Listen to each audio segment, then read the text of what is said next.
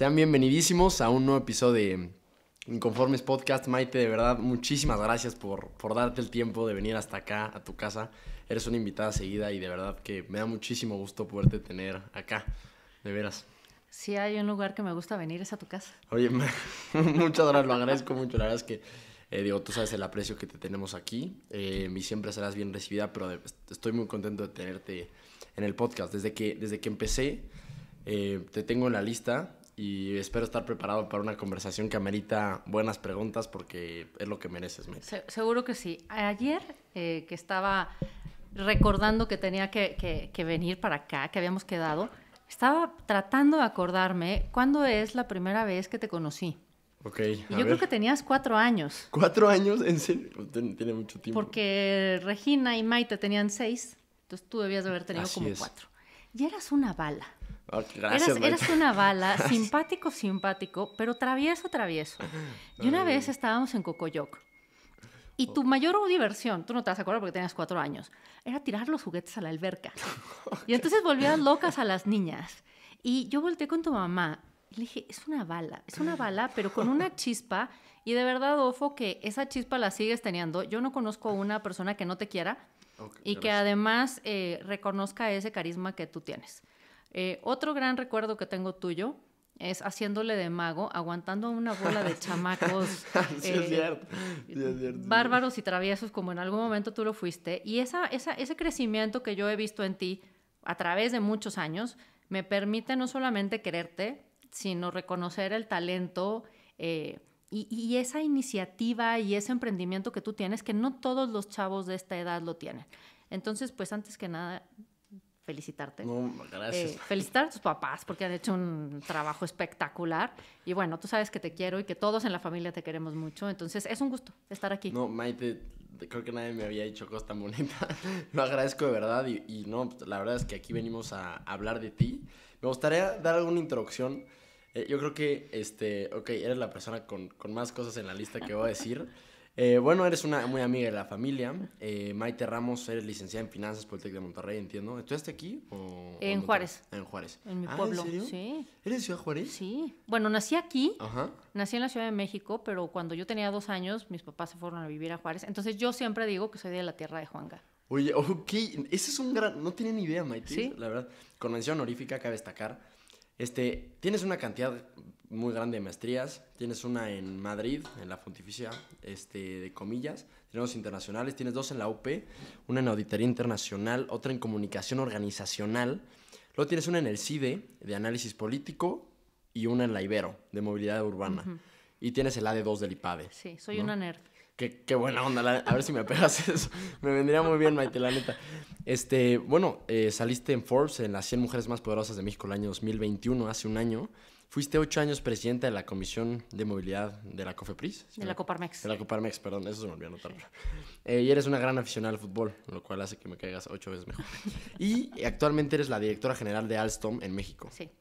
Oye, estuve viendo, es un palmarés impresionante, la neta, qué buena onda.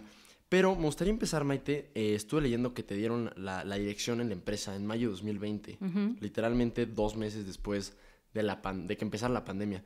¿Cómo fue este proceso de tomar las riendas de creo que se me olvidó mencionar que es Alstom, es una empresa francesa dedicada a la industria de los transportes, corrígeme. Sí, hacemos trenes. Hacen trenes, bueno. Vi que hicieron el primer tren de hidrógeno en Alemania, ¿no? Sí. Qué buena onda. Es una maravilla. La neta, qué cool. Y bueno, tienen muchísimos proyectos aquí en el país, los cuales tú diriges. Y bueno, regresando al tema, te la dan en 2020. ¿Cómo es este proceso que entras a la dirección de una empresa tan grande, tan importante? Una actividad que es muy importante, el tema de los trenes. ¿Cómo es el proceso? ¿Cómo fue que entras y qué fueron las primeras decisiones que tomas? ¿Cómo es el proceso de entrar a dirigir una empresa cuando está plena pandemia? Es un reto muy grande. No me imagino. Yo llevo muchos años trabajando en la industria del transporte. Uh-huh. He pasado por autobuses, por sistemas, por trenes. Ahora digo que nada más me faltan aviones, pero bueno. Pues sí, casi. No creo llegar ahí. Pero en este proceso, pues yo empecé en una empresa mexicana que se llama ADO. Después me cambié a una empresa francesa donde empecé a trabajar con los franceses desde hace más de 10 años. ¿Hablas francés? entiendo el francés. Ok. Mi pronunciación no es la más buena, entonces pero prefiero hablas francés. contestarles en español o en inglés porque si no hago el ridículo. Y además a los franceses no les gusta que pronuncies mal, entonces ¿En serio? sí, Son tienen un tema, delicaditos. sí, como que no les hace muy feliz. Entonces me cohíben y mejor contesto en español o en inglés. Y después yo empecé el proceso para entrar a Alstom, de hecho yo entré a Alstom en el 2019. Ok. Con un tema de una preparación de 6 meses y en 6 meses iba yo a tomar la dirección general. Había una transición, porque quien estaba antes era un hombre francés, como tradicionalmente ha sido en muchas de las empresas de transporte. Habemos muy pocas mujeres y menos aún mexicanas. Y estábamos en ese proceso de la transición, pues en diciembre del 2019, enero, y yo voy a Brasil a principios de marzo. Ya estaba el asunto del COVID, empezaba, pero todavía no... Todavía viajabas, todavía no llegaba a México como llegó después. Y entonces me acuerdo perfecto que estaba con el que hoy es mi jefe y estábamos viendo esta transición y cómo iba a ser y cuándo iba a ser. Y entonces pusimos la fecha de mayo sin pensar en el COVID. Okay. Yo regreso de Brasil y era el puente del 21 de marzo, que había sido creo que un 16, porque ya ves que se mueven. Sí. Y ese domingo hacemos un comité de emergencia y el lunes nos vamos a casa. Sí. Y entonces tuvimos que acelerar pues muchísimas cosas. Imagínate tú, si es difícil entrar a liderar algo, cuando la gente está en su casa y cuando estás a distancia es todavía más complicado, porque lo primero que tienes que hacer es ganarte la confianza de la gente. Sí, y para eso tienes que demostrar. ¿Y cómo le haces sin verte a los ojos o viéndote por una pantalla?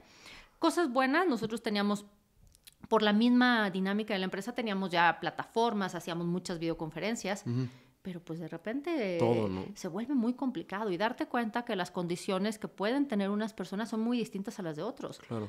Tú, gracias a Dios, tienes un espacio donde tú puedas tomar clases en un lugar y tu hermana en otro y tu hermano en otro. Pero hay familias donde en una casa o en un departamento muy pequeño trabajaban el papá, la mamá, estudiaban los hijos.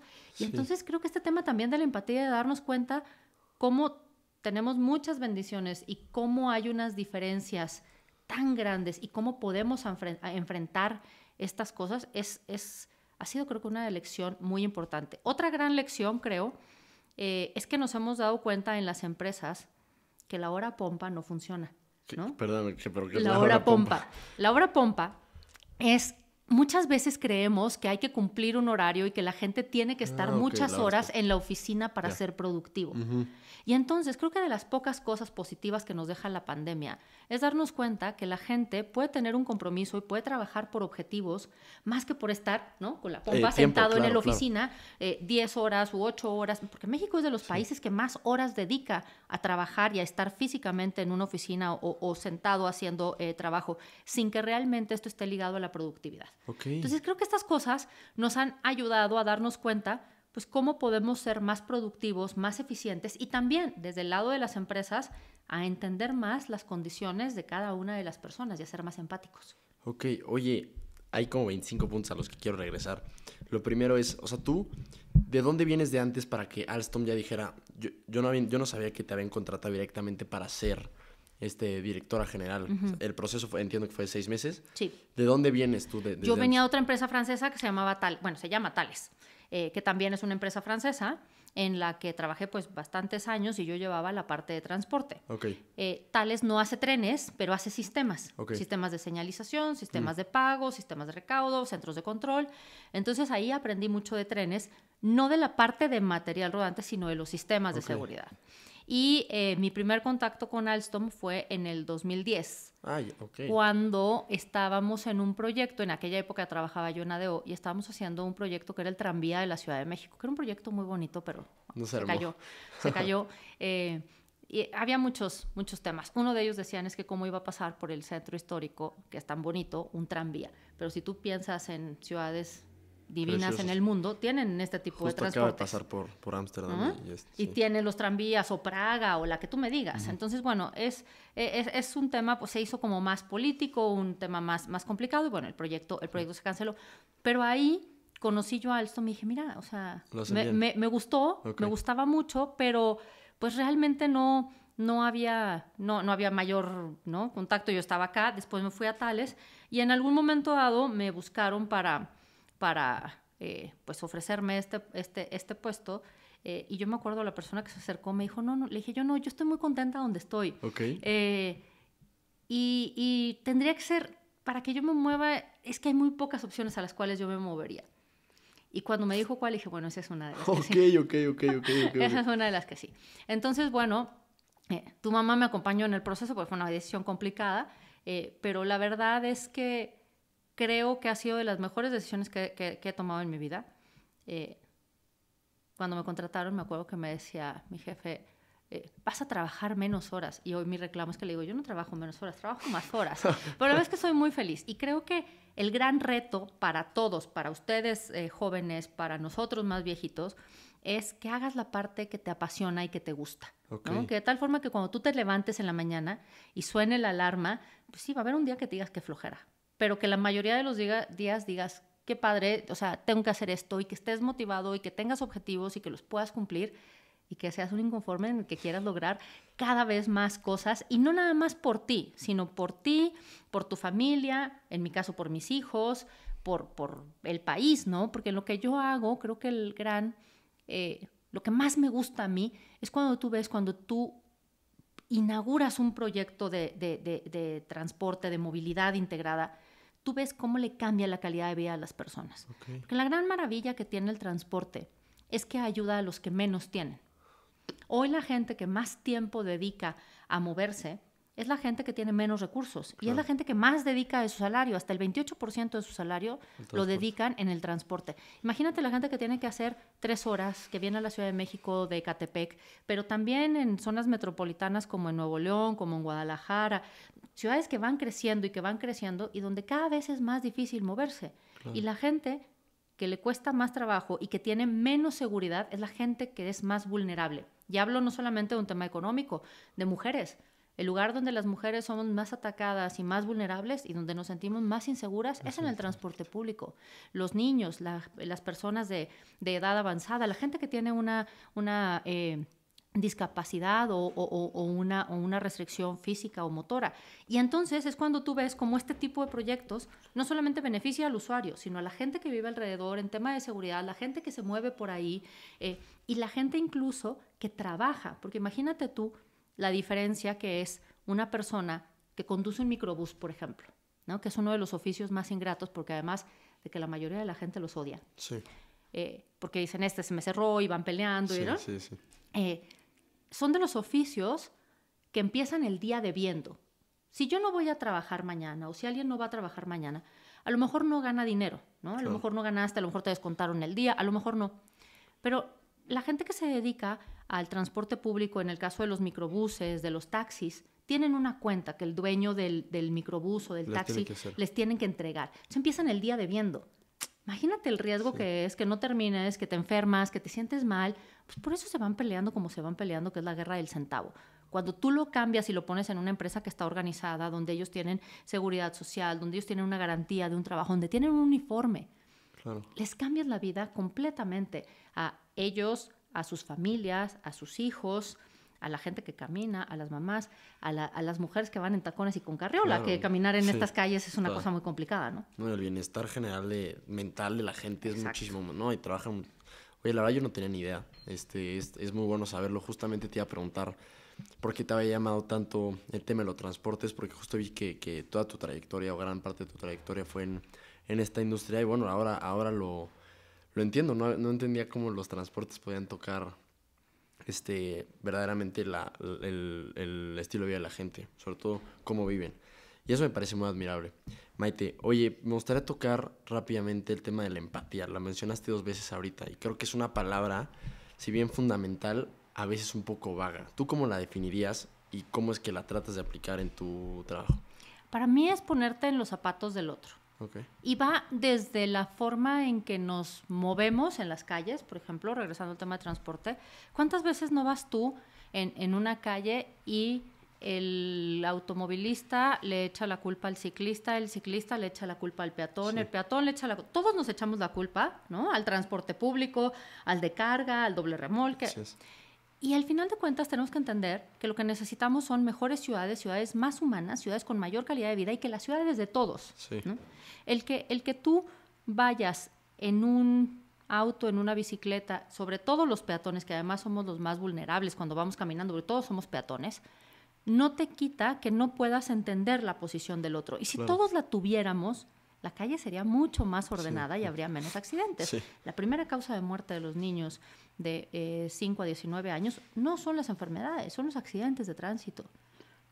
No tengo ni idea. Piensa en Álvaro, piensa en Manolo, piensa en Diego, piensa en todos los niños. Eso es. Y muchas veces no lo sabemos y cometemos errores todos que nos ponen en una situación muy vulnerable. Y generalmente quien tiene más riesgo no es el que va en la lámina del coche, es el que va caminando o el que va en la bicicleta, ¿no?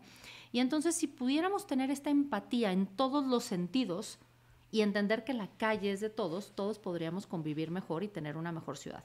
Y esto lo puedes aplicar a lo que quieras, ¿no? Yo lo llevo a mi tema de transporte, porque es lo que me apasiona y lo que me gusta, pero piénsalo incluso en cualquier otro sector o en cualquier otra actividad, ¿no? Estudiantil, laboral, familiar, social. Sí, oye, ok, creo que el tema de, ahora que lo decías, es algo que uno no tiene muy presente a la hora de que va manejando y justo un microbús se te cierra y te enojas y piensas que todo es personal y ya casi le quieres mentar la madre.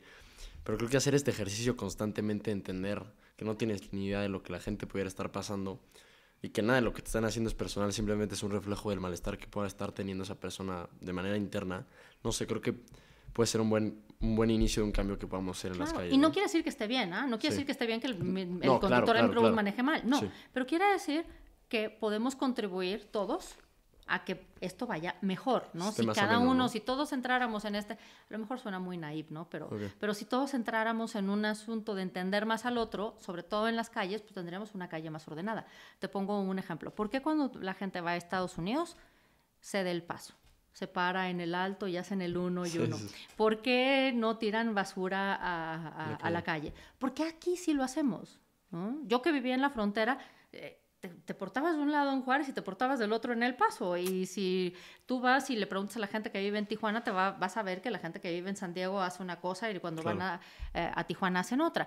Entonces, y esto pasa no solamente en México, en muchos países. ¿Cómo podemos hacer para que realmente podamos tener una mejor sociedad?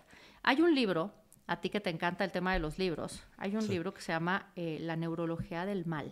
Okay. Y este libro habla de un ejercicio que hizo una universidad de Boehringer en los Países Bajos. Te lo voy a hacer muy resumido porque si no nos vamos a tomar mucho tiempo. Pero básicamente lo que hace este libro es que, o el ejercicio que luego documentan en el libro, es que enfrente de un supermercado, saliendo de una estación de transporte público, está un chavo dando unos folletos de estos de vacaciones que no sirven para nada. Sí. Y entonces primero está el lugar feo, con graffiti, sucio. En ningún momento hay un bote de basura. Y empiezan a ver cuál es el comportamiento de la gente. Y entonces la mayoría de la gente lo que hace es que tira el folleto, lo dobla y lo tira. A la calle, al piso. Lo vuelven a hacer este mismo ejercicio en otro día, mismo horario, entre 1 y 5 de la tarde, día nublado, que en los Países Bajos tampoco es tan complicado, sí. ¿No? No hay bote de basura tampoco, pero está limpio, está bonito, no hay graffiti, no hay basura y está el mismo chavo repartiendo los folletos. ¿Qué es lo que hace la mayoría de la gente? Dobla el papel y se lo guarda, ¿no? Okay. Y todo esto, hacen más ejercicios, alguno con un billete, ¿no? Donde se ve que está el billete en un buzón de correos y entonces ven cuando agarran el billete y cuando no. Pero todo esto nos lleva a una conclusión. Y es que hay una naturaleza en donde más o menos el 20% de las personas tienden a hacer el bien. Normalmente, tienden a portarse bien, okay. El 20%. De manera natural. De manera natural, okay. Siguen las reglas, se portan bien, no se pasan el alto, no tiran la basura, se portan, ¿no? Todo muy lindo. Pero el otro 80% de las personas realmente, es cierto, el 70% de las personas realmente tiende a seguir el comportamiento de los otros. Okay. Es decir, si tú este 70% de las personas ve que que hay gente que no tira la basura a la calle, tampoco la va a tirar. Si ve que no se pasa en el alto, no se lo va a pasar. Es decir, no es que naturalmente sigas las reglas, pero sí que si generas un ambiente favorable para seguirlas, la van a seguir. Okay. Y el otro 10% naturalmente tiende a portarse mal. Es decir, aunque el otro se porte bien, va a romper las reglas, se va a pasar los saltos, se va a volar el billete, va a tirar la basura, etc. ¿Cuál es la responsabilidad que nosotros, ustedes como jóvenes, nosotros como adultos, como papás y como sociedad tenemos con el resto? Es ser 20% de agentes de cambio para que puedas contribuir a generar un ambiente favorable para que el resto de las personas se porte bien. Oye, es una gran historia esa, ¿eh? O sea, y justo ya me la había aventado en tu TED Talk. Me parece bien interesante porque como que invita a uno a tomar responsabilidad de que lo que hace puede influir directamente a lo que la demás gente puede hacer. Entonces, no sé, creo que vale la pena como interiorizarlo mucho para decir, ok, lo que yo hago ahorita, si tiro esta botella al suelo, no puede influir en que la persona enfrente lo haga. Entonces, chance no lo hago por mí, pero luego para que la demás gente no lo haga y así. Pues suena un poco... Volvemos. Claro, y para entender la responsabilidad que hoy nosotros tenemos en contribuir que realmente, porque siempre decimos, es que cómo tenemos este país, es que cómo hacemos una mejor sociedad, cómo tenemos un mejor país, cómo logramos, ¿no? Claro. Simplemente haciendo nosotros las cosas mejor, porque sí tenemos esta influencia en los demás que a veces no nos damos cuenta que tenemos. Sí. Eso está bien interesante. Oye, me gustaría tocar el tema, y creo que eso es lo que más mérito tiene.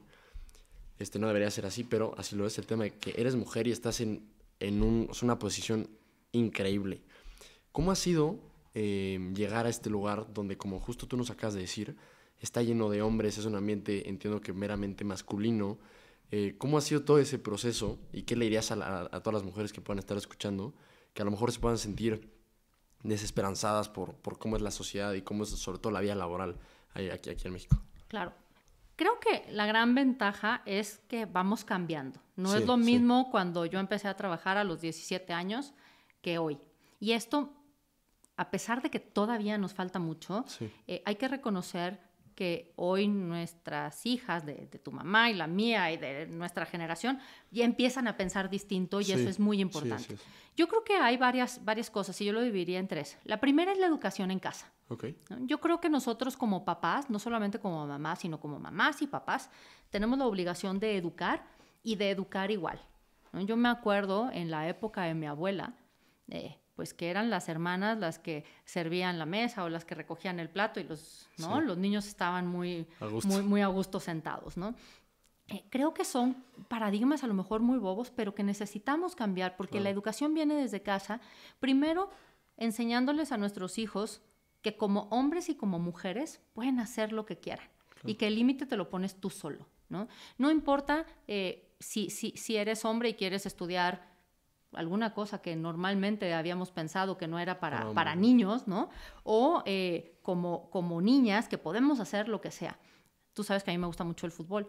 Cuando yo estaba en la primaria, no existía el fútbol de niñas, por lo menos no en mi pueblo, ¿eh? Entonces hubiera sido yo muy feliz, pero pues no lo había. Y hoy ver cómo desde estas pequeñas cosas van cambiando en los colegios me parece que es muy interesante. Después en las empresas, ¿no? Sí. En las empresas el gran reto es que no lleguemos a tener estas cuotas de género que hoy tenemos. Yo misma la tengo. Nosotros queremos incrementar y llegar al 30% de mujeres en posiciones de liderazgo y nos cuesta mucho trabajo. Pero yo creo que estas cuotas, si bien no debieran ser, no deberían existir, nos ayudan a ponernos objetivos y a buscar promover a más mujeres. Pero creo que el gran reto es que cuando las mujeres lleguemos a una entrevista de trabajo, no nos pregunten, ¿cuántos hijos tienes? 3. ¿Y quién te los cuida? ¿Y cómo le haces? Porque cuando los hombres van, sí les preguntan cuántos hijos tienen, pero no les preguntan quién se los cuida o cómo les hacen, o no hay esta influencia, ¿no? Entonces creo que las empresas tenemos que entender esto y también el tema de la flexibilidad, porque si bien hoy está claro que la inclusión y la diversidad enriquecen los equipos, y no me refiero solamente a hombres y mujeres, sino hombres, mujeres, ideologías, gente que piensa distinto, Claro. gente de países diferentes. Yo tengo personas que trabajan conmigo que vienen de Brasil, de Venezuela, de Chile, de Francia, de España, y eso hace que realmente sea de Panamá, que sean una forma de pensar muy distinta, pero que realmente te enriquece. Claro. ¿No? Porque cuando todos pensamos igual, se vuelve un poco aburrido. Claro, Entonces claro. creo que esto es muy interesante y no es nada más un tema de hombre-mujer. Y la última creo que es el tema de políticas públicas. Tenemos mucho reto en políticas públicas, que realmente haya un apoyo para las mujeres, pero que también haya esta parte donde seamos con los mismos derechos y las mismas circunstancias. No somos iguales, Ofo, porque los hombres y las mujeres no somos iguales. Y tampoco se trata de hacer una competencia de quién es igual, porque a mí me gusta que me abran la puerta. Sí, claro. O sea, el que tú quieras buscar cierta igualdad en algunas cosas no quiere decir que se pierda la caballerosidad o que venga un feminismo malentendido. Pero sí creo que hay cosas que se hacen a nivel de políticas públicas que tampoco ayudan. El tema de las Juanitas, el tema de algunas cosas de cuotas de género, donde pareciera que la mujer llega solamente por ser mujer y no porque tiene talento. Perdóname la ignorancia, pero ¿qué es el tema de las Juanitas? El tema de las Juanitas fue en algún momento se puso en Cámara de Diputados y en algunos puestos la cuota de que fueran 50% mujeres y 50% hombres. Okay. Y entonces hubo un momento en donde se hizo esta elección y llegaron unas mujeres y sus suplentes eran hombres. Y entonces, después de que lograron el 50-50 o 49-50, la cuota que haya sido, renunciaron para que tomaran el puesto los hombres, y entonces se les llamaban las Juanitas, ¿no? Pero es esta parte donde se pierde la credibilidad para las mujeres, y donde pareciera que es solamente un tema de género, pero entonces no pasa nada porque, ¿no?, le quitas y te vas, porque no llegaste por mérito propio. Y algo que nos hace mucho daño a las mujeres es justamente que pareciera que llegas a algún lugar solamente por ser mujer.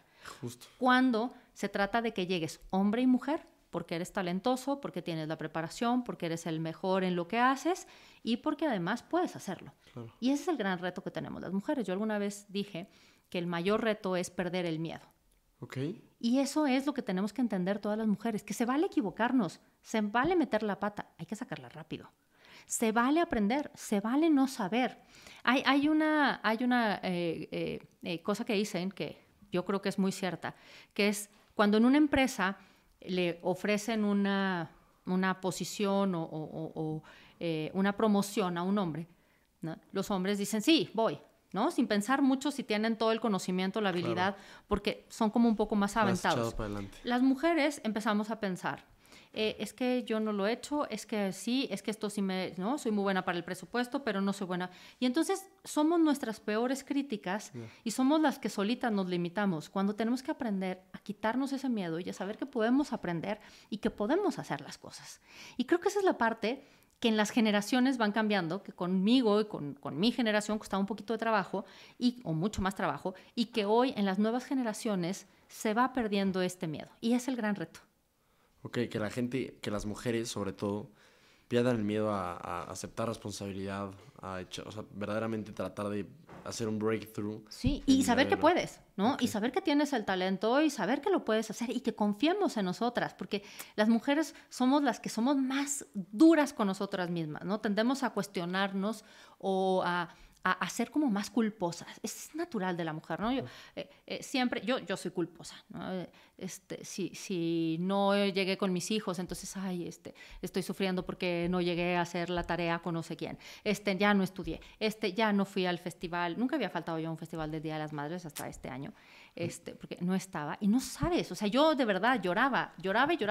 Claro, no lo dices, pero este tema de la culpa generalmente lo tenemos las mujeres. Y también nos pasa, si estamos en la casa, entonces nos da la culpa de no hicimos algo en la oficina, no. Y tenemos que entender que hay que balancear y que no está mal, y que podemos hacerlo y que necesitamos simplemente apoyo en nuestras casas, y pues un poco también de las empresas, de entender que esta parte, otra vez regresamos al tema de la hora pompa, tú puedes ser eficiente y puedes ser productivo y puedes trabajar por objetivos sin que necesariamente descuides exactamente a tus hijos 12 horas o 14 horas al día, ¿no? Oye, eso está bien interesante porque más te obliga a ser tú mucho más responsable de tu propio tiempo. Exacto. y a organizarte mejor, que la verdad, por pura curiosidad y porque yo estoy intentando aprender eso, ¿cómo le haces? O sea, ¿cómo le haces para organizarte? Porque digo, a fin de cuentas nosotros hemos ido a las obras de Diego, de verdad muchísimas felicidades porque Diego, o sea, va a llegar a la luna, no tengo ni la menor duda. Y siempre te hemos visto ahí, siempre has estado presente y al mismo tiempo has logrado llevar una carrera tan prolífica a nivel laboral. ¿Cómo sucede esto? Como un poco, tratando de organizarme, tratando de tener las prioridades, sabiendo que no puedo estar en todo lo de mis hijos, pero en lo importante estoy, ¿no? Entonces, pues sí, todas las mañanas me levanto con mis hijos, los levanto cantándoles la canción de Juan Gabriel, la de todas las mañanas. Sí, claro. Y luego los domingos ellos me la cantan. Pero desde que Maitecita era chiquita, a todos se las he cantado y es como una tradición, ¿no? Okay. Y pues empiezo a trabajar temprano, trato en la medida de lo posible de hacer lo más que puedo para tratar de llegar a veces a comer, a veces si no en la tarde. Los viernes generalmente hago home office, entonces me quedo en la casa con ellos, parte de estos legados de la pandemia donde hemos aprendido que sí se puede hacer. Y trato también de darme tiempo pues, para estar con ellos y también para ver a mis amigas y también para leer y también para estudiar, porque al final de cuentas somos personas. Así es. Y para que tu familia esté bien, tú tienes que estar bien. Sí. Y a veces nos cuesta mucho trabajo entenderlo. Sí. Porque puede pensar, o sea, uno puede hacerse la idea de que es egoísta y ves un poco todo lo contrario, ¿no? Exacto. Pero si tienen una mamá que está amargada porque no van a estar contentos. En cambio, saben, si alguna vez me acuerdo que estaba yo habían salido mal cosas, como generalmente luego nos pasa a todos, ¿no? Un mal proyecto. Entonces llegué yo así muy de malas a la casa y entonces les dije, no, ya me voy a salir de trabajar porque estoy muy cansada, porque es que no puede ser, ¿no? Y entonces me acuerdo perfecto que Maite me volteó a ver y me dijo, ay, ajá, sí, te doy 15 días. ¿No? O sea, sí, porque al final de cuentas saben cómo eres y saben, pues en mi caso soy como hiperactiva, duermo poco y pues trato de estar y trato de hacer, pero también el trabajar y el hacer cosas que me gustan, que se valen las mamás que no lo quieran hacer, ¿eh? Porque también, o sea, el tema es que hagas lo que te hace feliz, que a quienes les gusta trabajar y a quienes les gusta hacer algo porque están convencidas y porque también lo necesitamos, está bien. Y la que no lo hace, también está bien. El punto es que cada quien aprenda como hombre y como mujer a hacer las cosas que les gusta. Y eso va a hacer que tus hijos te vean contento y te vean bien. Y entonces, pues tú también vas a estar mejor, porque lo que quieres es que ellos estén bien. Y además proyectas una imagen pues, real, ¿no? Que estás contenta, sí. A fin de que se contagia, ¿no? Ahora, de las cosas que a mí más felices me hacen en la vida, pues sí, puede ser echar a andar un proyecto de transporte, pero sin duda los logros, ¿no? De mis hijos, armar un Lego con Manolo, ir a un concierto con Maite, que ayer fuimos a ver a los Jonas Brothers otra vez. Y me recuerdo la primera vez que fuimos, ¿no?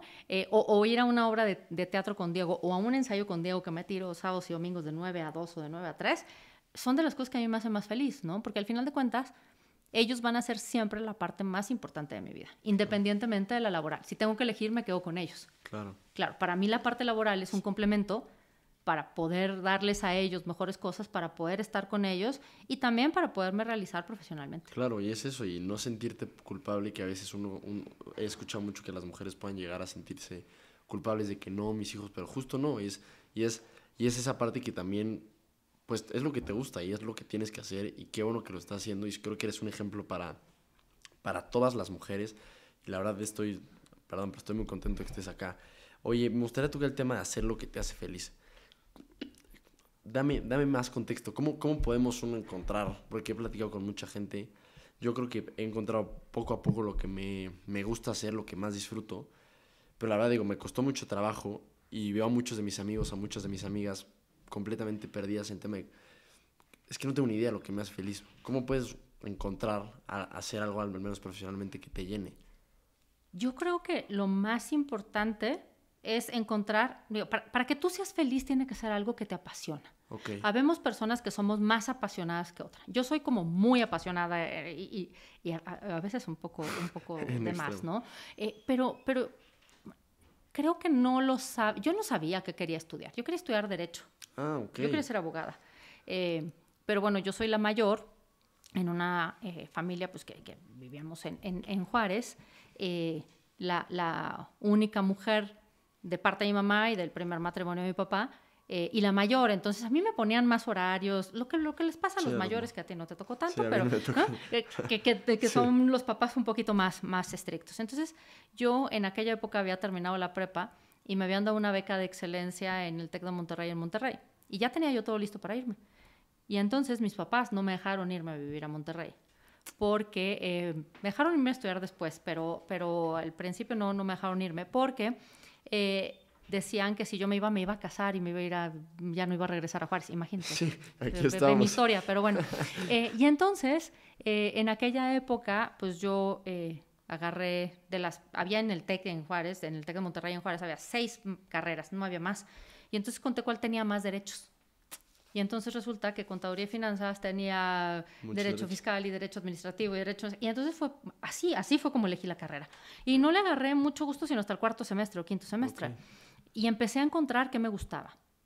Y empecé a ver cuáles son los temas. Y por eso cuando tú ves lo que yo estudié, te vas a dar cuenta no solamente que soy nerd, sino que voy complementando con las cosas que yo siento que me van gustando. Okay. Y no necesariamente es una rama. Tiene cosas buenas y tiene cosas malas. Tiene cosas buenas porque para mí hoy me sirve tener el contexto o este panorama donde tengo una parte financiera, pero una parte fiscal, pero una parte más de comunicación, pero una parte más de proyectos, pero una parte de transporte. Entonces me sirve. No necesariamente a todo el mundo le puede servir igual. Pero creo que a mí también encontrar ciertas pasiones que prácticamente o que muy claramente son el fútbol y el tenis, me ayuda mucho a sacar cosas, ¿no? Te voy a compartir de las cosas que más feliz me hacen en la vida, es la poesía que escribió Manolo para el Día de las Madres en el concurso del Cedros. Okay. La escribió él hizo las ideas, que es lo que me parece que tiene más mérito, y luego Jorge, ¿no? Su papá, que es muy bueno para escribir, le ayudó y le pulió, pero es una joya. Y describe a su mamá, que a mí, bueno, todavía puedo chillar otra vez, porque cuando la oí lloré como Magdalena. Y una de las cosas, ¿no? O sea, hace referencia a esta parte del tenis. Y dice, mi mamá cuando prende la televisión pone el tenis. Yo poca televisión veo, pero cuando veo tenis o fútbol. Y entonces dice que grito y me emociono. Te das cuenta cómo tus hijos perciben estas pequeñas o grandes pasiones que a ti te motivan. Y tú a lo mejor a ellos les gusta el tenis o a lo mejor no. Sí. Pero hay cosas que van descubriendo y que lo más maravilloso del mundo es poderlas ir descubriendo juntos. Por ejemplo, Manolo es el que menos se parece a mí, porque Diego es como muy parecido en el carácter, ¿no? Con Maitecita, pues es de toda la vida, y tenemos la música y tenemos muchas cosas en común. Y con Manolo descubrimos los Legos. Okay. Y hoy si vas a la casa vas a ver que ya no tenemos, ya estaba viendo yo el otro día, ¿dónde demonios pongo una repisa para poner más Legos? Pero no cabemos. Pero ¿cómo vas descubriendo esas cosas? Y cómo hoy Manolo, yo no sé si lo vaya a hacer porque tiene 13 años, pero te dice que a él le gusta el diseñar y le gusta armar, y hoy es mucho mejor armando Legos de lo que yo puedo ser. Entonces, transmitir estas pasiones creo que es súper interesante. Y tampoco es presionarnos, Ofo, porque yo creo que a veces a los jóvenes nos pasa, porque yo fui joven alguna vez, nos pasa que es qué vamos a hacer y qué vamos a trabajar y cómo vamos a lograr todas estas muchas metas que tenemos. Y hay que irlo descubriendo. Y creo que lo más importante es que sepamos identificar qué sí nos gusta y qué no nos gusta. Okay. Y que no se queden atascados en algo que no los va a hacer felices. Porque si no eres feliz hoy haciendo algo, es muy difícil que lo vayas a hacer mañana. Ok, es un gran consejo. La verdad creo que... Y creo que ahí va un poco el tema del inconforme, ¿no? También es importante decir que yo nací en una familia sumamente privilegiada y que por el camino que me ha tocado, pues pude elegir lo que quise estudiar, pero creo que es ahí, no quedarnos si al final a uno no le apasiona lo que hace. Yo soy muy como tú, soy muy pasional, me emociono demasiado, también a veces demasiado, pero creo que es fundamental encontrar esta parte que saca como lo más emocional de nosotros, porque a fin de cuentas creo que puedes encontrar muchas lecciones de lo que eres tú mismo en esas actividades. Claro, y te vas a equivocar, seguro, porque todos nos vas a equivocar. Gracias a Dios tú tienes el respaldo de tus papás. Sí. Y creo que también los jóvenes tendrían que buscarlo, porque a veces también pasa que creemos que nuestros papás, qué flojera, ¿no? Sí. Todos lo vivimos, yo lo viví, ¿no? Pero a veces escuchar a las personas que han vivido un poco más o que hemos vivido mucho más, pues puede ayudarnos a Si lo vemos de una forma distinta, no como una crítica, no como un regaño, no como un te lo dije, que eso también luego nos equivocamos nosotros como papás y como papás adoptivos de las hijas y de los hijos de nuestros amigos, ¿no? Ok. Oye, nada más me gustaría retomar el tema de... Me gustó muchísimo lo que dijiste acerca de que tú fuiste haciendo maestrías de cosas que te gustaban más que necesariamente lo que creías que necesitabas. Carlos Llano, el fundador de la UP, tiene una frase que está en grandote en la biblioteca de la universidad. No recuerdo exactamente las palabras, pero decía como un hombre no puede tomar una decisión correcta con el conocimiento de una sola ciencia. Y me pareció como muy... Cuando la vi dije, sí. Y la verdad me parece fundamental. También San José María, citando muy mucho, decía que la carrera no es como un plano, simplemente son como montañas que tú decides cuáles escalar y cuáles no, pero tiene que venir del mero y puro interés. Creo que me gustaría, no sé, aprovechar esto para decir que la gente pues trate de aprovechar la carrera y no necesariamente se enfoque en si estudió Derecho, nada más estudio Derecho. Yo estudio Business Intelligence, pero la verdad, si te soy sincero, lo que más me gusta estudiar es Filosofía. Creo que cometí un error, pero bueno, ya, no pasa nada. Bueno, lo puedes completar después. Sí, así es, exactamente. Y justo parece que no pudiera tener nada que ver, pero uno hace que todo tenga que ver. Y a fin de cuentas, estoy seguro que no serías la directora que eres hoy o la persona que eres hoy si no hubieras tomado las maestrías que hiciste tomar, que a lo mejor directamente no parece que se complementan, pero te complementan a ti como persona y por ende a ti como directiva. Y creo que eso me parece bien interesante. Y aprender de las personas, Ofo, porque muchas cosas que yo he aprendido o leído, no necesariamente he estudiado en una maestría, es porque hay gente que te enseña y entonces tú puedes descubrir cosas de las cuales puedes aprender muchísimo. Yo no pensaba jamás estudiar algo de comunicación, ¿no? Pero a mí, pues el escuchar a Jorge y todo el ambiente que tenía alrededor me dio la curiosidad. Pero también después temas de niños, ¿no? De aprendizaje, de lenguaje, porque alguno de mis hijos tuvo también por ahí algún tema de lenguaje y cómo puedes ir aprendiendo de estas cosas. Obviamente, pues mi formación es muy numérica, entonces sí, tiendo a ser como muy pragmática, pero dentro de todo he tratado de romper estos esquemas donde los financieros somos como cuadrados y entonces a tratar de agarrar las herramientas para complementar. Y también se trata de elegir qué te gusta y qué no te gusta. Claro. Y a lo mejor hay algo que no te gusta, ¿no? Yo pues me metí al CIDE porque la verdad es que me quedé con las ganas de estudiar Derecho y porque la política me gustaba. Jamás me voy a dedicar a la política. Pero te vas dando herramientas y creo que lo más importante es, si a ti te gusta la filosofía, después cómo puedes complementar y tener... No importa un diploma. Mira, yo tengo muchas maestrías y muchas cosas. ¿Tú sabes cuándo me han pedido los papeles? Y la mención honorífica tampoco. Lo importante es que aprendas y que seas una mejor persona. Eso sí vale la pena. Ok, también... Eso, es que es eso. Y creo que justo que te guste. A fin de cuentas, llega un momento donde tú no lo haces es que me van a contratar sino como un fin en sí mismo, ¿no? Estudiar esto porque la neta lo disfruto y porque en este momento me gusta. O sea, eso que dices, se me quedó la espinita de estudiar Derecho y entraste al CIDE. Pues efectivamente, tal vez directamente no tuvo un impacto en tu carrera, pero te gustó y te la pasaste bien y aprendiste, ya no te quedaste con la espina. Sí. Y creo que va por ahí. Y del CIDE te voy a ser muy honesta, no sé dónde está el diploma, lo perdí, no sé dónde está. ¿En serio? Pero de las cosas más interesantes de cuando estudié con el CIDE, independiente de filias y fobias políticas, porque a mí la política no, pero... Fue mi compañero de clases, Gómez Montt, cuando era secretario de Gobernación, y me dio clases Lorenzo Córdoba. Y me dieron clases personas que, al final de cuentas, o que fueron compañeros de clase, a los cuales les aprendí mucho más de lo que le pude haber aprendido a muchos años de estudio. Esas son las cosas que a mí me hacen más feliz, porque creo que me han ayudado a entender más cosas y a ser mejor persona, no necesariamente o no solamente el papel. Esto no quiere decir, niños, que no vayan a titularse, sí, no. Sí. Sacan el título y luego ya después, ¿no? Pero porque al final de cuentas va a servir. Pero creo que la formación tiene que ser así, algo que te guste. Y tampoco pasa nada si te equivocas y te cambias de carrera. Sí. ¿No? Sí, yo me cambié de carrera. No pasa nada. Sí, estoy tranquilo. Mientras tú estés contento y estés feliz, no hay prisa. Siguiendo con este tema, tenía preparado una pregunta, porque yo siempre he estado muy conflictuado con el tema de la educación. Aquí tuve al que fue director del IPADE muchos años, lo conoces bien, a Rafa. Y la verdad nunca estuve convencido de terminando la carrera. Incluso de terminar la carrera, yo la voy a terminar, lo tengo claro. Pero no sé si haré algo más. Tú, después de haber tomado todos estos diplomados, ¿qué es lo que más te llevas de estar aprendiendo constantemente desde un ámbito académico, pues, de muy alto nivel? También es cierto que ahora las generaciones van cambiando. Ahora ustedes terminan la carrera y la mayoría hacen la maestría prácticamente enseguida. Yo no. Yo fui muy nerd. Hice una tontería que fue adelantar materias. Y entonces yo hice la carrera en lugar de 9 semestres en 8. Entonces yo me gradué de 21 años. Ok. ¿Y por qué una tontería? Porque no me sirvió de nada, porque la universidad estaba muy divertida, no sé para qué me apuré.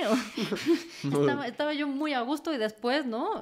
También es cierto que yo empecé a trabajar chica y entonces pues era como natural, pero yo creo que esa prisa que sería de las lecciones aprendidas, yo no me arrepiento de nada, pero de las lecciones y de los consejos que yo le doy incluso a mis hijos no hay prisa. Tú haz el ritmo que tengas que hacer y termina. Hombre, tampoco te vas a grabar a los 30, ¿no? Sí. Pero tampoco es esta prisa por comerte el mundo, porque hay que saber disfrutar el mundo. Okay. Hoy entiendo que es como una, pues no sé si moda, tradición, una nueva forma de hacer las cosas, en donde terminan de estudiar la carrera y se meten a estudiar una maestría. Quien lo hace está bien, yo no lo juzgo. Yo me tardé, yo me gradué en el 96, no saquen cuentas. Y mi primer maestría la hice en el 2000. Ok, 4 años después. No fue inmediato. Y la hice en el 2000 porque estaba yo embarazada de Maite, no conseguía trabajo, soy hiperactiva y entonces, ¿qué hago? Me meto a estudiar. Y entonces iba yo a estudiar con la panza, ¿no? Y entonces cada embarazo me aventaba una maestría. Okay. Pues la siguiente fue con Manolo y así me las fui llevando. Entonces creo que también depende de cada quien cuándo es tu mejor momento. Mi recomendación sería: no hay prisa, tienen toda una vida y si para ti lo mejor es primero adquirir experiencia y trabajar para que realmente sepas un poquito más qué quieres especializarte, porque eso tendría que ser la maestría, la parte donde tú te vas a especializar y donde vas a aprender más. No pasa nada si te esperas 2, 3, 4 años. Si tú ya lo tienes definido y parte de tus objetivos es terminar y hacerla, también está bien. El punto es que cada quien lo elija, no porque sea una moda, o no porque es lo que todos los demás hacen, toca, sino porque tú te sientes bien y crees que es el momento en el que a ti te conviene más y que te va a servir.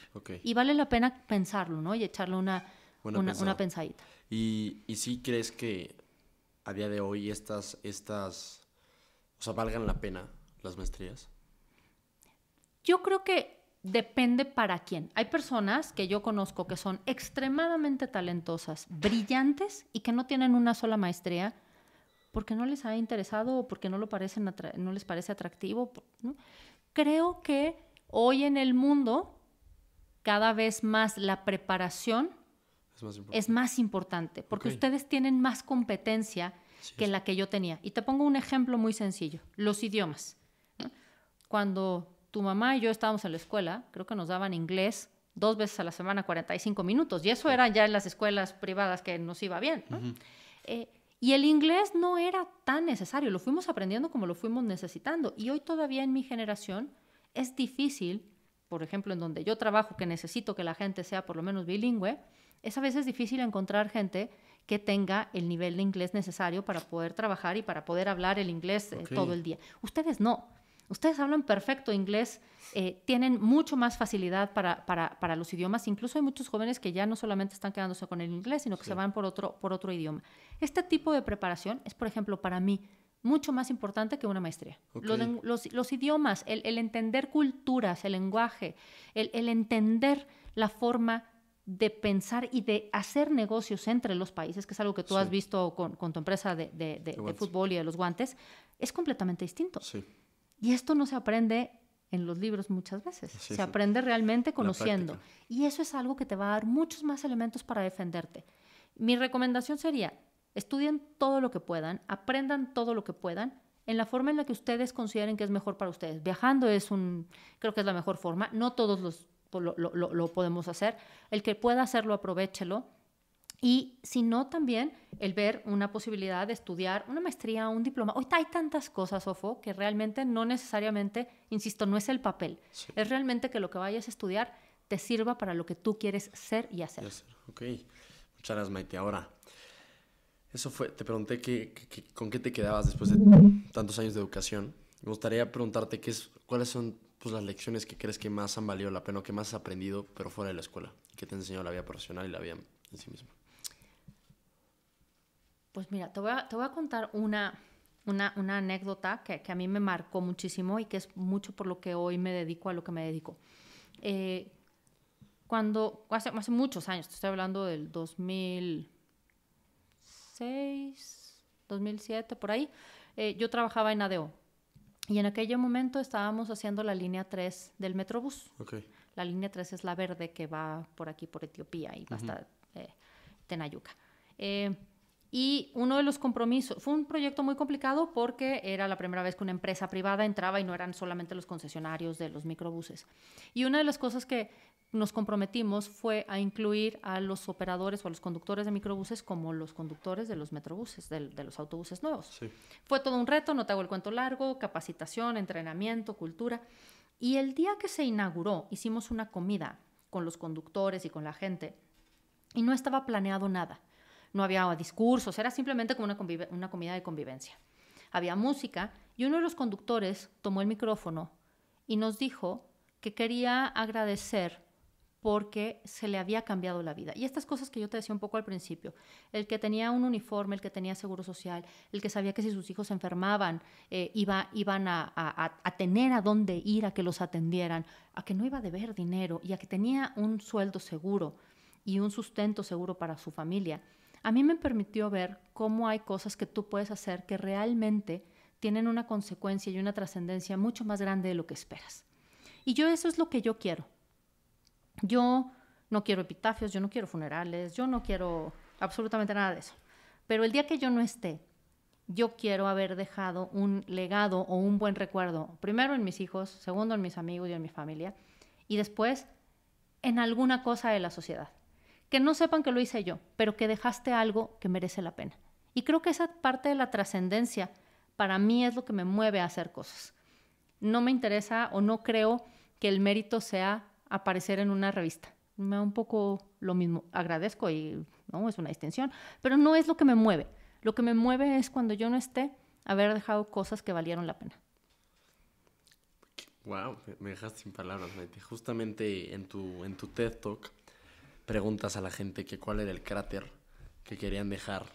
Y una de mis preguntas clave de esta entrevista era qué cráter querías dejar, pero creo que me la acabas de responder fabulosamente bien, Maite. Creo que es y conste que no nos pusimos de acuerdo. Efectivamente, no, y no te las mandé porque... Y se las pregunté y no me las quiso decir. No, sí es cierto, es cierto. Pero creo que es eso, Maite, la verdad, el tema de poder tocar y cambiar la vida de la gente, que a fin de cuentas nosotros, creo que es un poco lo que quiero lograr con este podcast. Si bien no, al menos hablo por mí mismo, he sido un completo privilegiado de poder estudiar en una escuela fenomenal, primaria, secundaria, prepa, ahora universidad. Se me han dado oportunidades que a muy poca gente se le dan en este país.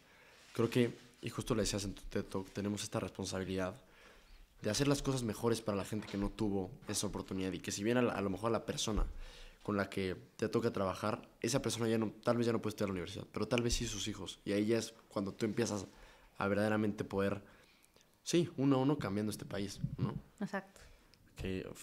Wow, me dan ganas de llorar, Mike. Ok, oye, me gustaría tocar el tema de cómo ha sido llevar el proyecto del Tren Maya. Uy. Es un tema que... Esa es la maestría más grande de mi vida. Okay. He aprendido más que con todo lo que he estudiado. El proyecto del Tren Maya es un proyecto muy importante para mí, no solo porque sea un proyecto tan grande y tan visible, sí, sino porque llegó en un momento muy complicado. En un momento complicado en el sentido de que justamente estaba yo con esta doble cachucha a cargo de la parte comercial, pero también de la parte de la dirección de una nueva empresa. Segundo, porque en ese momento Alstom compró Bombardier. Ok, es una empresa. Alstom es una empresa que fabrica trenes desde hace más de 90 años, una cosa así, desde 1928. Y por otra parte había otra empresa competidora que se llamaba Bombardier, que es una empresa canadiense, o era una empresa canadiense. Y Alstom decidió, por ahí del 2000, 2020, un poquito antes empezaron las negociaciones y en el 2020 se concreta la compra. Pero te hablo que pasamos a ser el doble de tamaño. Okay, ¿no? Hoy somos en el mundo, estamos en 70 países y somos 75,000 empleados. En México pasamos de ser 900 empleados, 800, 900 empleados, a ser 1,700 y ya vamos a ser casi 2,000. Okay. Entonces, es un reto donde tú doblas el tamaño de la gente que diriges, pero también de las responsabilidades que tienes. Sí. Y el primer gran proyecto que presentamos una oferta juntos fue la del Tren Maya, en donde Bombardier venía con una fábrica, una planta donde se fabrican trenes, que está en México, que es una de las más grandes del mundo, que poco se sabe. Tiene 493,000 metros cuadrados, es un monstruo. Más la parte de ingeniería y de la parte de señalización y de muchas cosas que teníamos en Alstom. Y lo que tratamos fue hacer una oferta que incluyera a las dos empresas, porque se trataba de hacer One Alstom, One Team, ¿no? Sí.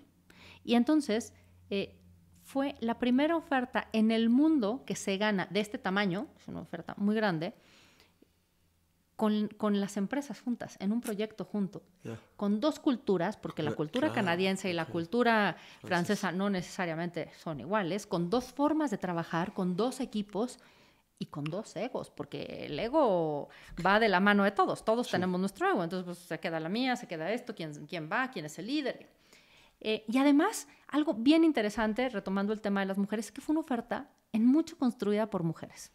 En la parte comercial, mi apoyo era una mujer. Hay una mujer maravillosa que es la que lleva lleva la plataforma. En ese momento estaba a cargo de la plataforma de los trenes en España, una española que se llama Paloma. No sabes cómo le aprendí. Otra mujer maravillosa, Sueli, que está en Brasil, que es la directora de los sistemas de señalización. La directora de la oferta también era otra mujer. Es decir, había un montón de mujeres. Cosa rara en un proyecto de este tipo. Sí, claro. Y entonces se hizo un equipo muy bueno donde también había hombres, porque vuelvo al tema, no se trata de que nos peleemos hombres y mujeres, pero lo que fue un equipo muy diverso, con franceses, con españoles, con brasileños, con canadienses, con gente de Bangalore en la India, con gente de Madrid, y realmente creo que logramos presentar una oferta muy interesante. Y de las partes que más disfruté yo, y que además, porque a mí me gusta aprender, como ya viste, todos los miércoles a las 6 de la mañana, 5:30 de la mañana realmente, empezábamos una junta de diseño. Y a mí, yo me metí sin saber nada, pero me invitaban y me metí. Y entonces participé en toda la parte del diseño del tren, de la propuesta del diseño. No sabes cómo lo disfruté y cómo aprendí. De 5:30 a 9 de la mañana, todos los miércoles. 3 horas y media. Es un rato, ¿eh? Y y creo que salió una cosa maravillosa. Te voy a regalar el libro. Tu mamá tiene uno, pero te voy a regalar otro a ti de libro de diseño para que lo veas. Y creo que cuando tú vas viendo cómo un proyecto se va construyendo y va avanzando y logras entregar una propuesta competitiva en precio, muy buena, excelente y competitiva, porque además ganamos en la parte técnica y de diseño, entonces realmente pues ves que el trabajo de muchos meses vale la pena. Sí. Y para mí eso fue pues lo más importante del Tren Maya, construir este equipo con una oferta que tiene 72% de contenido nacional. Es un tren para México, hecho en México, cosa que nunca se había hecho y nunca se ha hecho en México, nunca se ha hecho un tren de este contenido local. Un día te voy a invitar a que vayas a la planta de Sahagún para que veas. Y realmente creo que esta es la parte que a mí más me gusta. Más que el tema político, más que cualquier otro tema. Creo que el tener trenes y volver a recuperar toda esta importancia de los trenes de pasajeros en México y poder contribuir al desarrollo de zonas a través de proyectos como esto, para mí vuelve a ser parte de lo que te decía antes, ¿no? Es parte de trascender y de dejar algo que valga la pena. Oye, ¿y por qué crees que ha sido tan mediático ese tema? ¿Por qué crees que ha generado como tanta...? Pues es uno de los proyectos más importantes del presidente. Sí. Y eso siempre llama la atención, ¿no? No es nuevo, si nos vamos a otras administraciones, siempre ha habido proyectos emblemáticos, ¿no? Y siempre son proyectos que en su momento jalan los reflectores. Claro. Y hoy en día, bueno, pues digamos, de los grandes proyectos que se presentaron, pues es de los que hoy todavía está en etapa de construcción y en etapa de implementación y jala los reflectores, y más en momentos políticos como estos, donde hubo elecciones, viene el informe. Claro. Hay temas, ¿no? que siempre, pues, ojalá la parte técnica fuera la más importante claro. Y estuviéramos discutiendo cuántos más, no solamente trenes, autobuses, que no sean los micros, ¿no? BRTs, tranvías, autobuses eléctricos necesitamos en el país y cómo vamos a llegar a mejorar la movilidad del país para que realmente logremos tener la generación más móvil de la historia y que nos bajemos del coche y sea como en muchos países donde te mueves en el Mercedes. Sí. Pero en el autobús Mercedes, no en el coche. ¿Y cómo ves eso en México? ¿Lo ves posible? ¿Lo ves...? Es todo un reto. Creo que hay más proyectos últimamente, pero sí son... la movilidad pareciera a veces que es como... No es un tema tan sexy como algunos otros, ¿no? Sí. Pudiera parecer, pero a fin de cuentas tiene una relevancia fundamental en la vida de las personas, en la vida diaria de las personas. Y ese es parte de lo que yo trato de hacer todos los días, contribuir a mandar este mensaje y contribuir a demostrarlo con proyectos y con sistemas integrados de transporte que hoy pueden estar en operación. Pero nos sigue costando mucho trabajo porque muchas veces la gente que hace las políticas públicas o que define la inversión no es gente que se mueve en transporte público. Ya, claro. Entonces, eso es fundamental. Y volvemos al tema de la empatía, ¿no? Que a fin de cuentas, justo, uno no entiende lo que es hasta que lo vive por sí mismo. Oye, que eso me parece interesante. Oye, en tu TED Talk hablas del día que te pidieron un soborno. Me encantaría que me platicaras acerca de eso. Sí, bueno, no quisiera yo entrar como en demasiado detalle, pero yo creo que de las cosas más difíciles en el mundo de las empresas es la parte de la corrupción, ¿no? Y la parte de la ética. A mí me gustaría más hablar de un tema de ética que de corrupción. Yo creo que la ética es un tema que sí, a diferencia de la movilidad, sí se va haciendo un poco más sexy cada vez, ¿no? Y cada vez es más visible y las empresas vamos cambiando muchísimo, pero creo que hay un reto de congruencia de nosotros mismos, ¿no? Okay. Si viste el TED Talk, yo lo que decía es que yo lo que quería era poder ver a los ojos a mis hijos. Y para mí eso es lo más importante. O sea, yo sí quiero hacer negocios, sí quiero hacer que las cosas sucedan, sí quiero ganar contratos, sí quiero hacer proyectos. Pero no es lo más importante en mi vida. Lo más importante son mis hijos. Sí. Y si eso me va a costar poder ver a los ojos a mis hijos, no lo quiero. Y entonces la congruencia entre el pensar, el decir y el hacer, creo que es de los retos y de las cosas más difíciles que hay en la vida, ¿no? Porque muchas veces pensamos cosas que nos da miedo decir porque no sabemos si vamos a quedar bien o mal. Atreverte a decirlas ya es un gran reto. Y luego ser congruente haciéndolas es todavía más difícil. Entonces, tú puedes decir, ¿no? Si te piden algo, tú puedes decir, no, nosotros en la empresa tenemos un código de ética.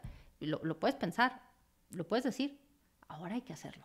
Y creo que eso hace también la diferencia. Y todos tenemos una obligación y un compromiso moral que va desde el asunto más sencillo, como si te para un poli con el teléfono en la mano, que desde el principio no lo hagas, y segundo, si te para, que no le ofrezcas dinero para que te deje ir, hasta las cosas más graves o más serias, como puede ser un contrato o como puede ser una licitación o como puede ser cualquier cosa en el tema de los negocios y en el tema de la política. Imagínate tú la diferencia que pudiéramos tener si la ética que hoy estudias seguramente en tu carrera, la aplicáramos todos de una forma más congruente. Ya no te estoy diciendo al 100, pero más congruente.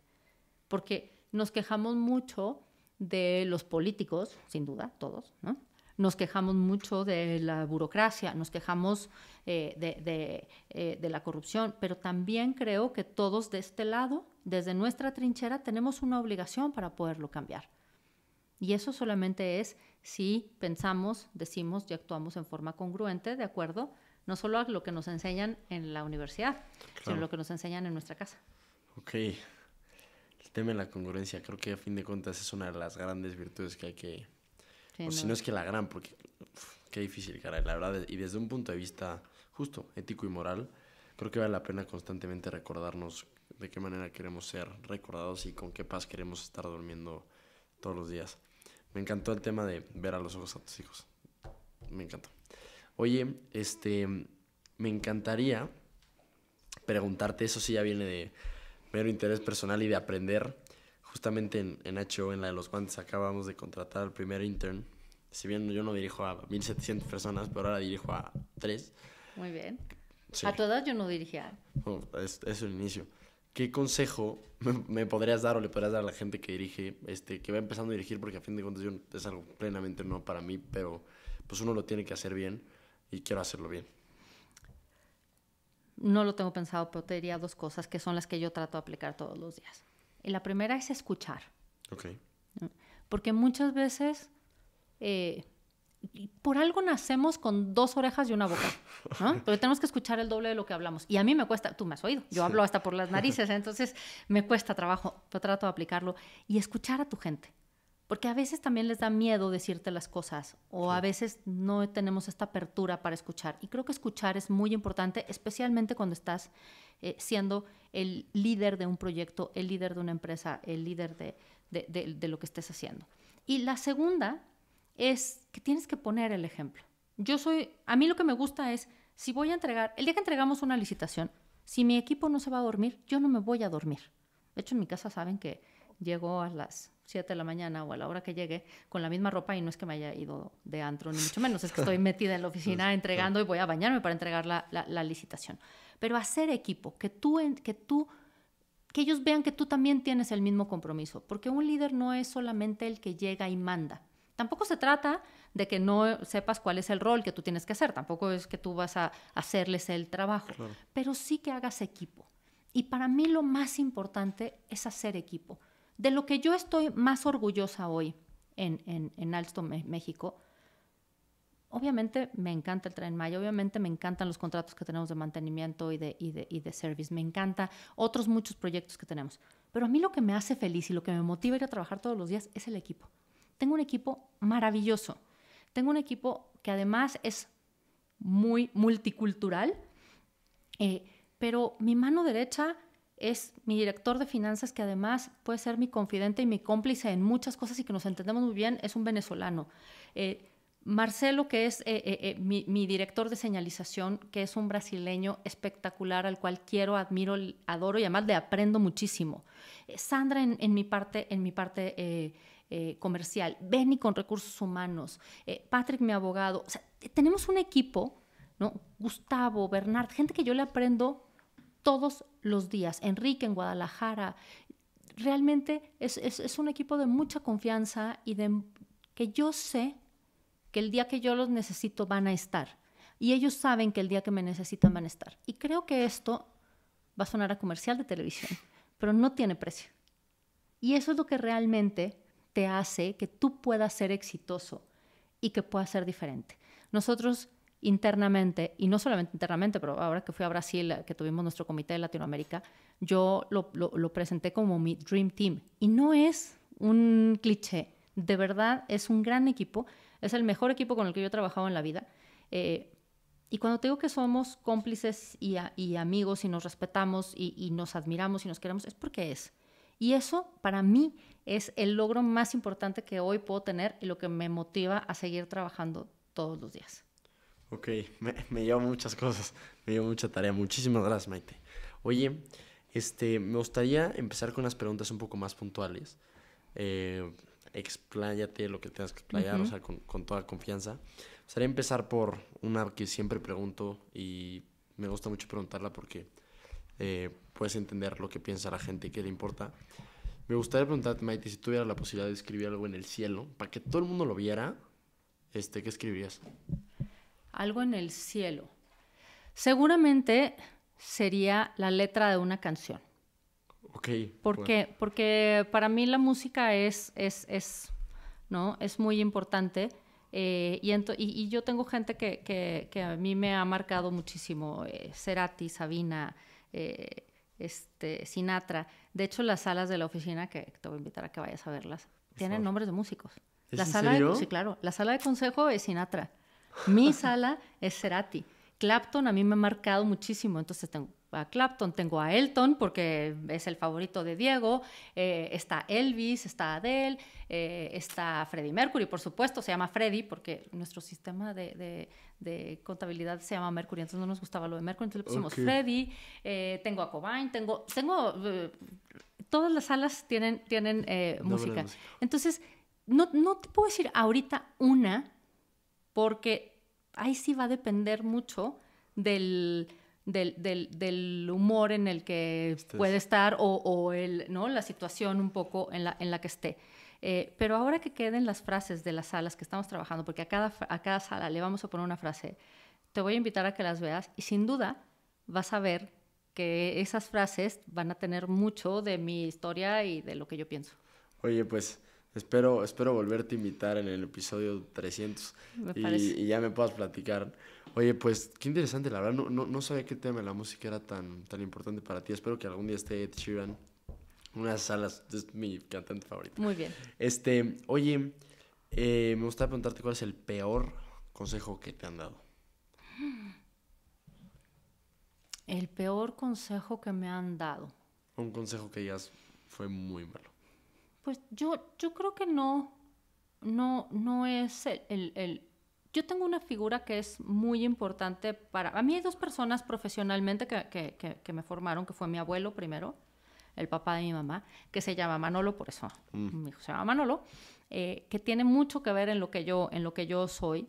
Y laboralmente mi papá. Mi papá yo empecé a trabajar muy chica, a los 17 años trabajaba con mi papá. Y mucho de lo que soy se lo debo a mi papá. Y creo que hizo lo mejor que pudo y siempre lo voy a estar eternamente agradecida. Pero cuando yo quería estudiar Derecho, y volvemos otra vez a la época, sí, ¿no? De hace muchos años, y me acuerdo perfecto que de los argumentos... El argumento de mi mamá era no porque me iba yo a casar, pero el argumento de mi papá era... ¿Qué vas a hacer? ¿Vas a defender violadores o narcotraficantes o de qué vas a vivir? Y no era tanto un consejo, y entiendo que lo hacía en la mejor de las disposiciones, pero a mí me ha enseñado como mamá a respetar lo que a mis hijos les gusta.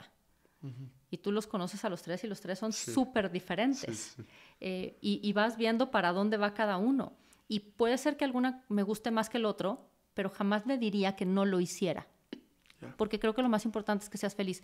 No quiere decir que yo no haya sido feliz con lo que estudié. Lo que no sé es, bueno, si hubiera sido una buena abogada. No lo sé, con lo que me gusta pelear, pues probablemente, ¿no? Probablemente lo hubiera estudiado antes. Pero creo que lo que yo pude haber aprendido de algo que puedo considerar que en su momento no fue el mejor de los consejos, aunque viniera con buena intención, es que no podemos limitar a nuestros hijos o a las personas que queremos a que hagan lo que quieren ser. Ok, entonces tú le dirías a la gente, a lo mejor sí hay gente joven escuchando, entiendo que sí, espero que mis amigos estén escuchando esto, le dirías eso, que buscar hacer lo que les gusta, y si sus papás no están de acuerdo, defiéndanlo, explíquenlo, porque los papás a veces nos cuesta trabajo, pero tampoco, siempre los vamos a amar con todo nuestro corazón, entonces si nos ayudan a entender, puede ser más fácil. Pero si ustedes creen que es algo que los va a hacer felices, aunque no los vaya a hacer ricos ni exitosos en la parte que normalmente la sociedad piensa que puede ser el éxito, defiéndanlo y háganlo. Y estoy hablando de cosas que a lo mejor pueden ser hoy percibidas de formas distintas, ¿no? La pintura, el arte, la música, los artistas. A veces no es más difícil entenderlo, pero si eso es lo que te va a hacer feliz, adelante. Búscalo, defiéndelo, peléalo y explícalo. Y haz lo que tú vas a hacer feliz, porque eso es lo que va a hacer toda tu vida. Ok, vaya, ¿no? Es duro. Maite, si tuvieras la oportunidad de invitar a alguien a cenar, a cualquier persona viva o muerta, ¿a quién invitarías y por qué? Uy, esa es una buena pregunta y nunca nadie me la había hecho. A mí me gusta mucho la historia. Ok.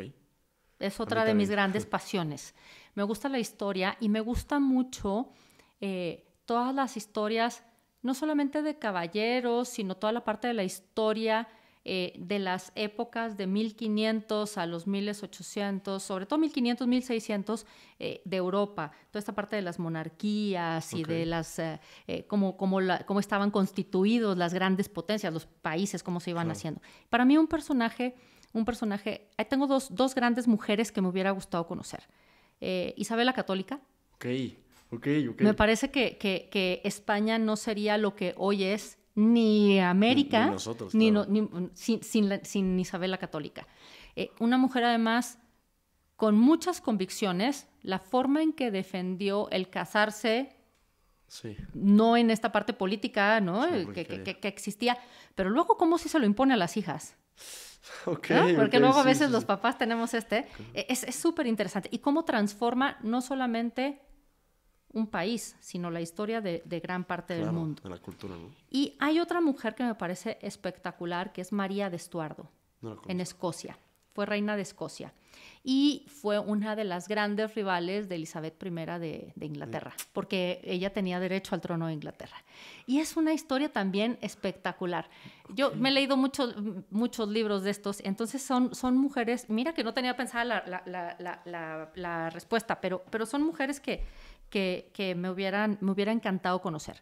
Y de un poco más para acá, vivo, me hubiera encantado platicar con Eric Clapton. Eric Clapton para mí es el mejor guitarrista que existe en el mundo. Hay quien dice que puede ser otro. Para mí es Eric Clapton. Y tiene unas canciones espectaculares y además una vida muy complicada. Y además tiene ahí una historia con George Harrison de los Beatles y le quitó a la novia. Pero tiene la música que tiene Clapton para mí ha sido muy importante y me ha acompañado a través de muchos años de mi vida. Y el otro vivo, sin duda, sería Sabina. A Sabina hasta lo fui a buscar. ¿Es en serio? Sí, claro. Sabina vive en Tirso de Molina, en Madrid, y entonces yo dije, tiene que estar por alguno de los bares. Y en alguna ocasión me fui a buscar. Nunca lo encontré. Entonces no tuve suerte. Me lo encontré aquí una vez, después de unos conciertos, 2 veces, en el hotel de enfrente del auditorio. No llegó a más que tener una foto y 3 minutos de conversación. Pero es gente que a mí me ha marcado y que creo que tiene una trascendencia. Los 2 últimos en mi vida, las 2 primeras en la historia de la humanidad, además como grandes mujeres, porque también creo que es esto. A veces pensamos que el tema de la mujer es un tema solamente actual o de unos años para acá, pero realmente ha habido mujeres que han transformado la historia del mundo desde los inicios, porque si eres católico, pues no podemos concebir el mundo sin Eva. Así es. Y después grandes mujeres como estas que te digo y bueno, muchas otras más. Marie Curie, por ejemplo. Marie Curie me parece también espectacular. Sí, ¿no? Brillante, Malala. Espectacular. O sea, entonces creo que yo me iría por ahí. Oye, muchas gracias. Qué buena respuesta me acabas de dar. Me llevo tarea para investigar de esas. Sobre todo Isabel la Católica, que no conozco mucho. Tengo un par de libros que te voy a regalar. Por favor. Pues están buenísimos. Recomiéndalos. Sí. 2 mamotretos así grandotes, okay. Pero están muy, muy agilitos de leer. Oye, y justo me encantaría llegar a eso. El tema de los libros. ¿Qué lecturas han marcado más tu vida, chance a nivel profesional y también a nivel personal? Bueno, a nivel profesional hay muchos y te paso mi Kindle y vas a ver. O sea, y en el Kindle a mí me gusta más el libro de papel. Okay. Entonces yo tengo más la lectura de gusto y placer, la leo en papel. Okay. Y en Kindle tengo más la lectura de chamba.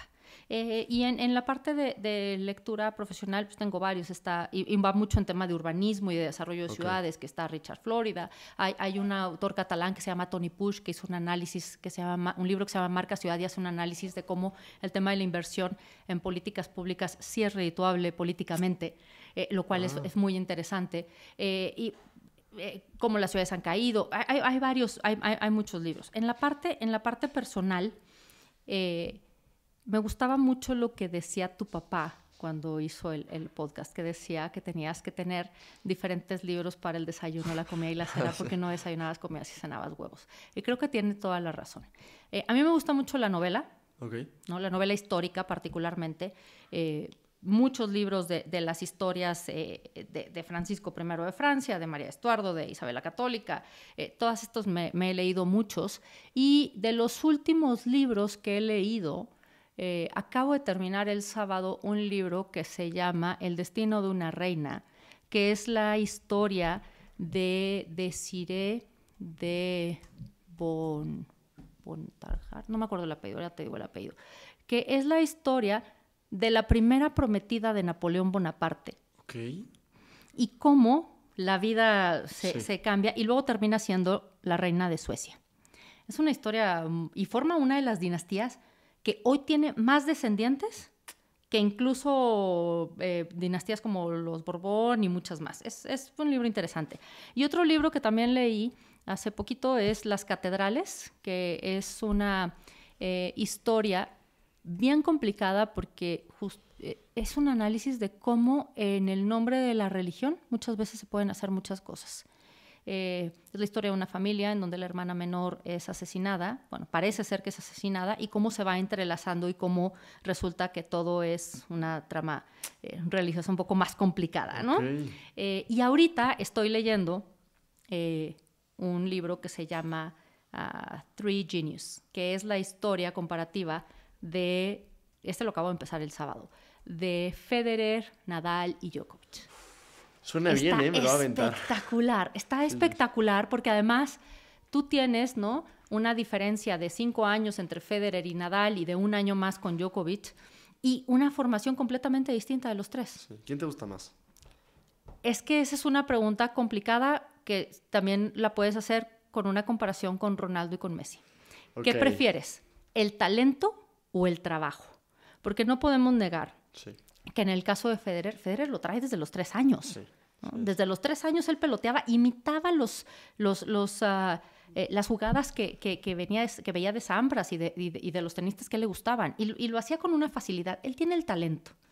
Nadal tiene el trabajo, el esfuerzo. Entonces creo que las dos son una cosa muy interesante. El Djokovic no me gusta.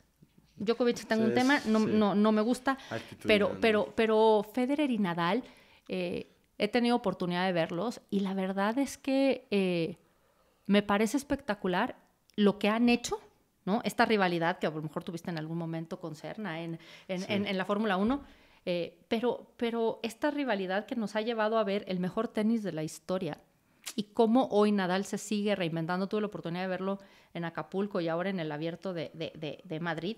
Y o sea, el partido que dio contra Alcaraz fue espectacular, ¿no? La gente no sabía a quién irle. Y tú tienes pues un señor de, ¿no?, casi 40 años y un chamaco de 19. Qué duro, ¿no? Sí. Y cómo se sigue reinventando. Entonces, creo que para mí la lección que me dejan personas así o en el fútbol, ¿no?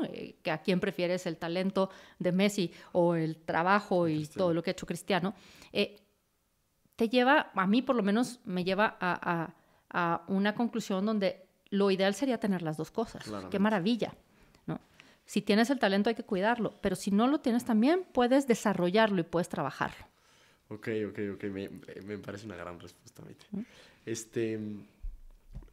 Para ir terminando, me gustaría preguntarte ¿qué es el éxito para ti? ¿Qué es el éxito? Para mí el éxito es cada vez que yo llego a mi casa, yo abro la puerta y digo, hola, igual. Yo tengo ciertas tradiciones como mi canción ridícula de la mañana, mis saludos, y que mis hijos bajen corriendo, Maite cada vez menos porque ya la más flojera, pero que bajen corriendo y me reciban con un abrazo, para mí ese es el éxito. Ok, y va por ahí también el tema de la felicidad, me imagino. Sí. Ok, muchas gracias, Maite. Y por último, algo que me quisieras preguntar tú a mí. Sí, muchas cosas, pero creo que para mí la más importante es ¿quién te ha marcado para ser lo que hoy eres? Okay. Porque creo que tú eres un ejemplo para muchos de los chavos que hoy te están escuchando. Y vuelvo al tema de que podías ser travieso, pero tenías ese carisma, pero platicabas. Todas las mamás te queríamos porque siempre donde nos vieras nos saludabas y no eras de los que te escondías. Eres un niño educado, eres un niño talentoso, eres un niño preparado, pero además eres una buena persona. Gracias, Maite.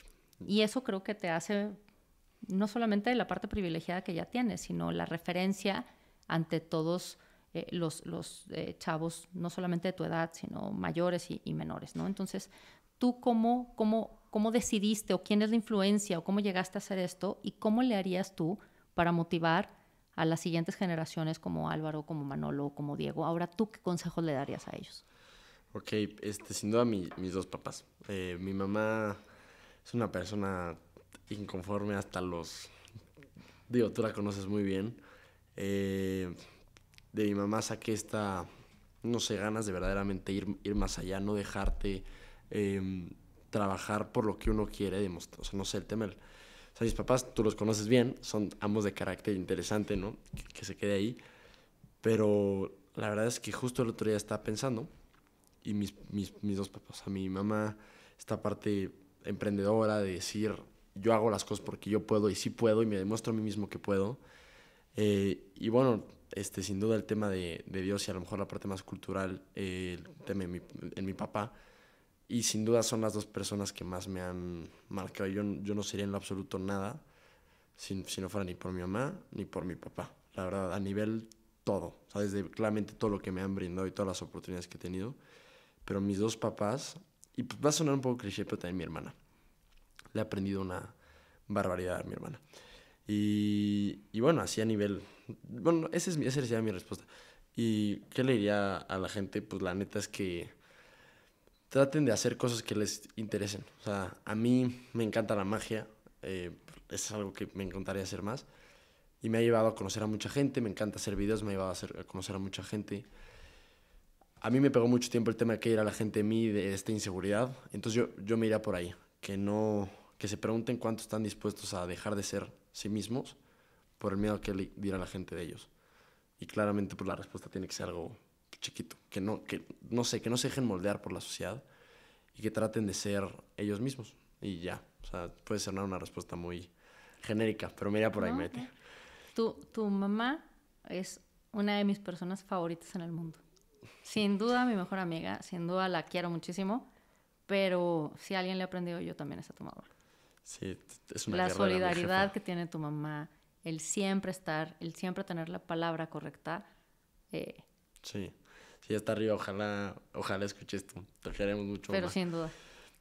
No, pues nada, Maite, la verdad es que ha sido una plática, la he pasado fenomenal, he aprendido una barbaridad, Maite. Estoy seguro que no va a ser la única vez que estés por acá.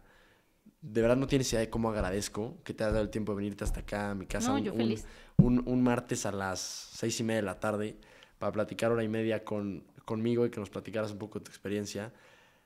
Te admiro una barbaridad, Maite. O sea, una barbaridad en todos los ámbitos. Sin duda creo que es una pionera y una inspiración para todas las mujeres. Yo necesito más mujeres en este podcast. O sea, te paso nombres. Por favor, lo necesito. Y Maite, muchísimas gracias. Nada. ¿Y alguna conclusión que le quieras dejar a la gente? Nada, yo creo que agradecerte, Ofo, porque yo también te admiro muchísimo. De verdad lo que dije, de que eres un ejemplo para los chavos, te lo digo de todo corazón. Además te quiero muchísimo. Yo también. Ahora sí que te digo que desde los 4 años. Y para mí creo que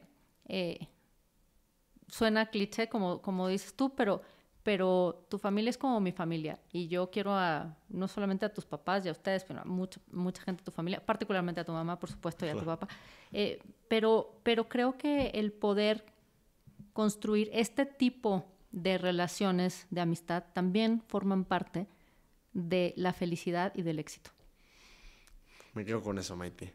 Muchísimas gracias y bueno, a la gente muchísimas gracias por escuchar esta hora y media. Fue una gran conversación y nada, espero que por favor dile a la gente que lo comparta. Por supuesto. Y nada, muchísimas gracias, Maite, y pues nada, aquí estamos. ¿Sale? Muchas gracias, Sofo. No, gracias a todos.